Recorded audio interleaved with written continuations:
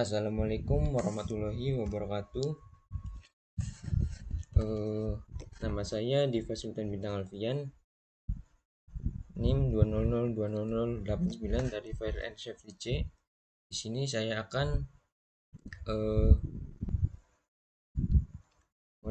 mempresentasikan tugas UAS mata kuliah pengolahan pencemaran industri. Yang pertama, apa yang dimaksud dengan pengolahan limbah B3? Pengolahan limbah B3 adalah kegiatan yang meliputi pengurangan, penyimpanan, pengumpulan, pengangkutan, pemampatan, pengolahan, dan penimbunan.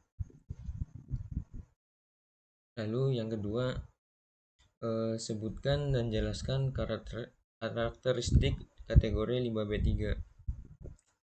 Yang pertama ada mudah meledak. Limbah yang mudah meledak meliputi atau eksplosif adalah limbah yang saat suatu dan tekanan standar dapat meledak. Yaitu yang kedua mudah menyala. Mudah menyala atau flammable, limbah ini adalah sampah berbahaya yang mudah terbakar karena kontak dengan udara, nyala api, atau lainnya. Lalu yang reaktif, limbah yang pada keadaan normal tidak stabil dan dapat menyebabkan perubahan tanpa peledakan. Lalu yang infeksius, salah satu karakter limbah B3 berasal dari kegiatan medis yang dapat menimbulkan infeksi. Lalu yang beracun, limbah yang beracun bagi makhluk hidup. Lalu yang terakhir korosif, limbah ini memiliki ciri menyebabkan iritasi kulit, menyebabkan karat pada baja. Lalu yang ketiga, sebutkan dan jelaskan fasilitas yang dibutuhkan di dalam penyimpanan limbah B3 berdasarkan kategori dan sumbernya.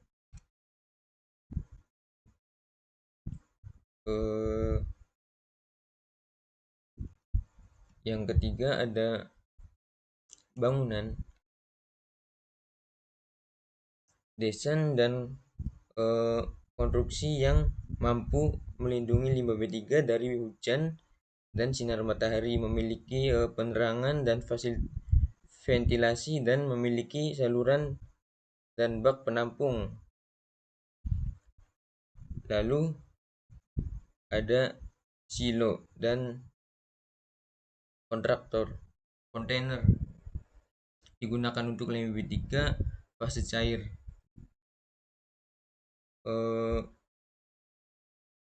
Untuk silo, penyimpanan berupa silo sebagaimana yang dimaksud dalam pasal 58 huruf C digunakan untuk menyimpan limbah B3 fase padat dengan rentan ukuran butir 0,5 sampai 30 mm, 300 mm. Lalu ada tempat tumpukan limbah B3 waste spill, berupa tempat tumpukan limbah B3 sebagai yang dimaksud dalam pasal 58 huruf D digunakan untuk menyimpan limbah B3 fase padat kategori 2 dari sumber spesifik khusus. Yang terakhir ada penyimpanan bentuk kolam. Penyimpanan bentuk kolam B3 dalam fase slough free untuk limbah kategori. Lalu yang keempat, sebutkan fasilitas penimbunan limbah B3.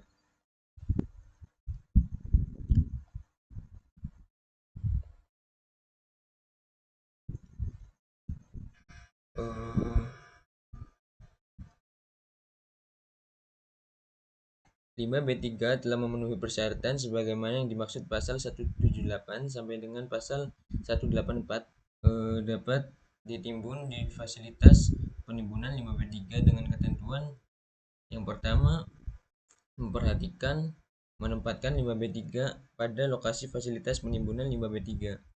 Yang kedua, melakukan pengolahan air indi yang ditimbulkan dari kegiatan penimbunan 5B3. Yang ketiga, melakukan pemeriksaan dan pemeliharaan sarana dan prasarana penimbunan 5B3 dan melakukan pemantauan lingkungan. Yang kelima, sebutkan metode pengolahan 5B3. Yang pertama, metode kimia. Peruntukan ion oksigen dan pengkategorian metode kimia yang bertujuan untuk mengubah limbah menjadi gas. Yang kedua, metode teknis. Metode teknis yang paling baik banyak digunakan mengatasi limbah atau bahaya. Lalu yang ketiga, metode biologis, menggunakan sistem biologis buatan. Lalu yang terakhir atau keempat, metode fisik, pemisahan komponen limbah atau wujud limbah tanpa berupa bentuk fisik. Lalu yang keenam, tuliskan dan jelaskan fasilitas penyimpanan limbah B3 berdasarkan jenisnya dan waktu maksimal penyimpanannya. Sini ada fasilitas limbah B3 yang bangunan kategori 1, sumber spesifik umum, spesifik khusus.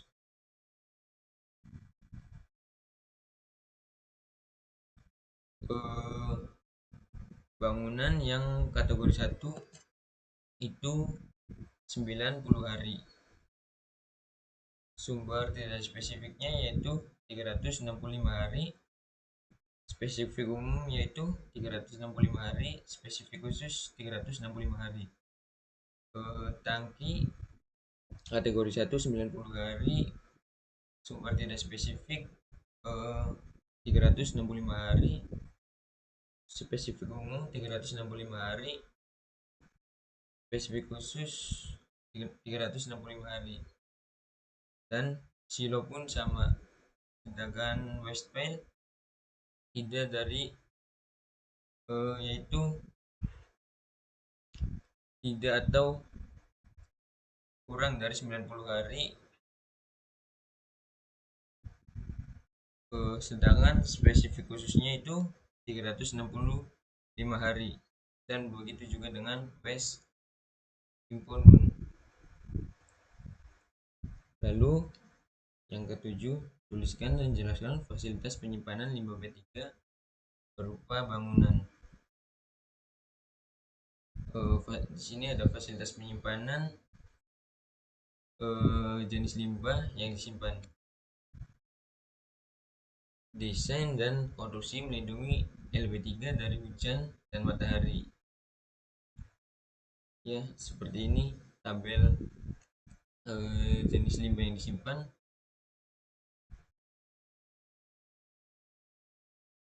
Yang kedelapan, jelaskan waktu penyimpanan limbah B3 berdasarkan kategori limbah B3 dan jumlah limbah B3 yang dihasilkan. Kategori 1 dan 2, kategori limbah B3, jumlah B3 yang dihasilkan adalah 50 kg per hari. Maksimal waktunya penyimpanan 90 hari. Kategori 1 50 kg per hari, maksimal waktu penyimpanan yaitu 18 hari. Dan kategori 2 dari sumber tidak spesifik yaitu 50 kg per hari, maksimal waktu penyimpanan 365 hari. Kategori 2 dari sumber spesifik umum 50 kg per hari, maksimal waktu penyimpanannya yaitu 365 hari. Dan kategori 2 dari sumber spesifik khusus tidak dibatasi, maksimal waktu penyimpanannya yaitu 3.